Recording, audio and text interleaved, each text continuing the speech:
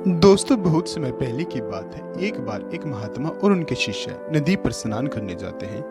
स्नान के उपरांत महात्मा शिष्यों से कहते हैं, शिष्यों, नदी के इर्द गिर्द वृक्षारोपण तथा बीमार पशु पक्षियों का इलाज किया करो। महात्मा जी स्नान करके लौटते तो रास्ते में रहने वाले एक भिखारी के दर्शन अवश्य करते तथा जल की बाल्टी से उन्हें स्नान कराते। महात्मा जब भी भिखारी को स्नान कराते तो शिष्य एक दूसरे से चर्चा करते, आखिर यह महात्मा उस भिखारी को दर्शन क्यों करते हैं और अपने हाथों से उसे स्नान क्यों कराते हैं। उसके शरीर पर तो कितने घाव हैं, मुंह से दुर्गंध भी आती है। भला ऐसे मनुष्य के दर्शन करने से उन्हें क्या पुण्य मिलता होगा। एक दिन महात्मा जी बीमार हो गए तो उन्होंने अपने शिष्यों से कहा, मैं तो नदी स्नान पर नहीं जा सकता। हाँ, जब तुम लोग स्नान करके लौटो तो उस बूढ़े बीमार को अपने हाथों से स्नान कराना। यह सुनकर सभी शिष्य एक दूसरे की ओर देखने लगे।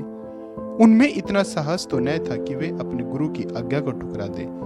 सभी शिष्य नदी से जब स्नान करके लौटे तो भिखारी की कुटिया के पास आकर रुक जाते हैं, लेकिन किसी ने भी उस भिखारी को स्नान नहीं कराया।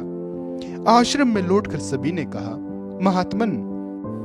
महात्मा जी, हमने आपके कहे अनुसार रास्ते के भिखारी को स्नान करा दिया।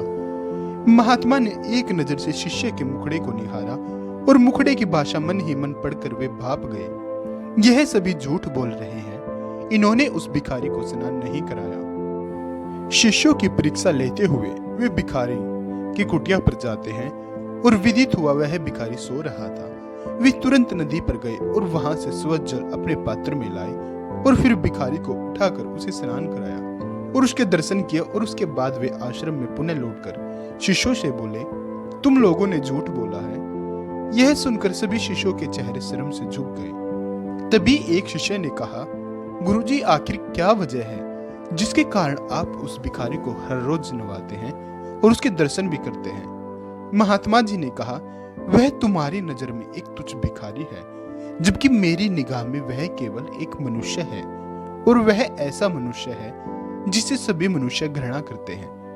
मैं नहीं चाहता कि मेरे शिष्य भी एक मनुष्य होकर किसी दूसरे मनुष्य से घृणा करे। यह सुनकर सभी शिष्यों को जब सही कर्तव्य का बोध हुआ तो वे महात्मा जी से क्षमा याचना करने लगे और बोले कि हमसे गंभीर भूल हुई है, हमें क्षमा करें, अब भविष्य में ऐसी भूल कभी नहीं होगी। महात्मा ने मुस्कुराते हुए कहा, मुझे अफसोस है कि मेरी परीक्षा में तुम सब फेल हुए।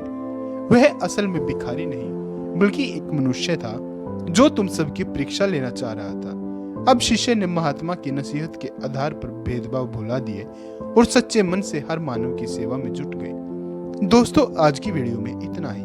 मिलते हैं अपनी अगली वीडियो में।